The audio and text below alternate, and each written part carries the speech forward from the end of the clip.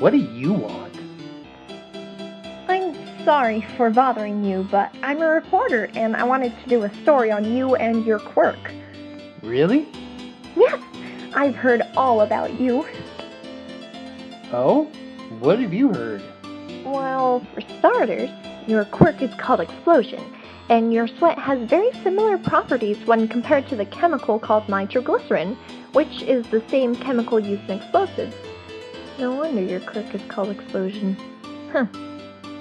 Anyway, I also find it really interesting that carbon is one of the more prominent elements within nitroglycerin. Don't you agree?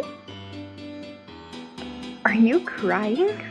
Sorry, it's just, I've never had someone actually do research on me like this, so I'm a bit overwhelmed by your accuracy and determination to get all the facts. By the way, how did you get all those facts about my quirk? Nobody really knows any of that. Well, it's because of my own quirk. It allows me to instantly know and show any information about another quirk just by seeing it. You wouldn't be interested in me showing you my quirk, would you?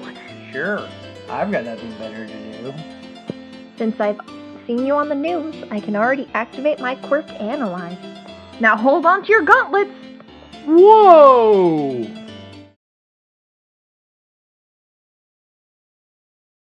Welcome to the load screen of my quirk. This serves as a sort of beginning point for our journey. I'll be explaining your explosion quirk, but not before nailing all the fundamentals of a specific element of it first, which would be carbon. Get started. What is that thing?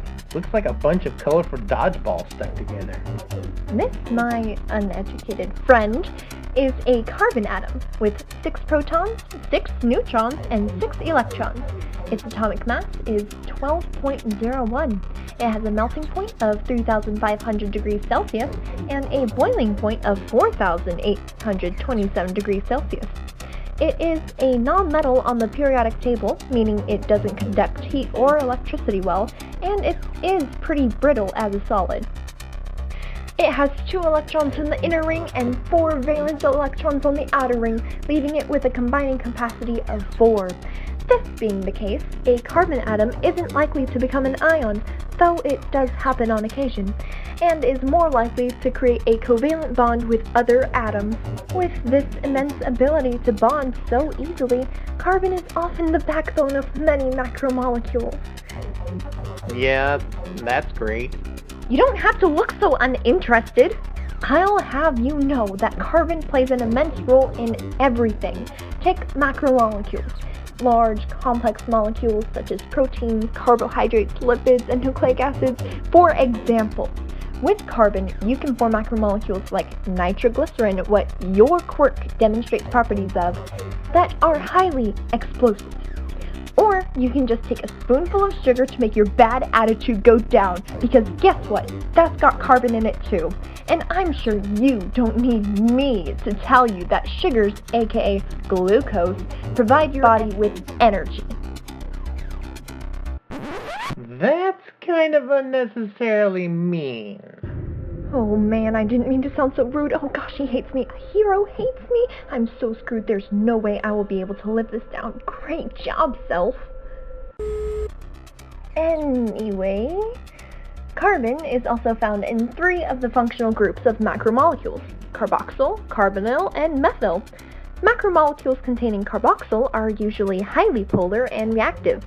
Organic compounds with carboxyl or carboxyl acids have a tendency to release hydrogen ions, thus lowering pH levels in a solution. Carbonyl in macromolecules increase polarity and reactivity, making them more volatile, giving off to humans strong odors, both pleasant and unpleasant. Both carboxyl and carbonyl are hydrophilic. Macromolecules containing methyl, on the other hand, are hydrophobic and nonpolar, making it not very reactive at all. You're completely uninterested, aren't you? Oh, totally. I'll just move on to something that will actually get you to pay attention. Nitroglycerin, a highly explosive macromolecule used in many types of high-powered explosives. The element that your sweat exhibits traits of... Heck yeah, it does. But I bet you didn't know it's also used as medication. What? No, it's not. It's an explosive substance only used for destruction. Although it is pretty destructive, nitroglycerin also has the ability to treat a quite painful symptom of a heart disease called IHD, or ischemic heart disease. IHD is when the person has an inadequate flow of blood and oxygen to the heart. So nitroglycerin basically corrects the oxygen to blood ratio to the heart within the patient. Wow. And none of this would even be possible without carbon being the backbone of that molecule. You're kidding. Nope. In fact, carbon's so prominent that it even has its own cycle. The carbon cycle starts out with the carbon dioxide in the atmosphere. Then that carbon dioxide is absorbed by plants, which in turn are eaten by animals, having the carbon from the carbon dioxide go into their bodies. When that animal dies and its body decomposes, the carbon goes into the ground, where we later mine for fossil fuels containing carbon in order to have gas for our cars.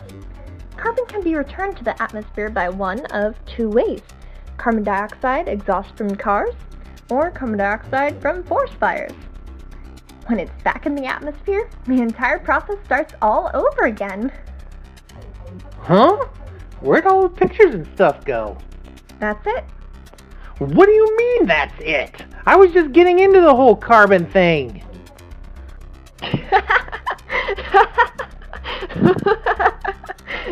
Did I say something funny? Stop laughing! Sorry. Sorry. I just find it funny how this interview turned into a whole lesson on how to get you excited about carbon.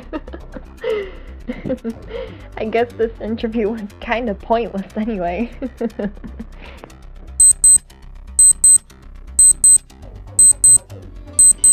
Oh, that's my cue to go. It was nice meeting you. Bye! What a strange girl.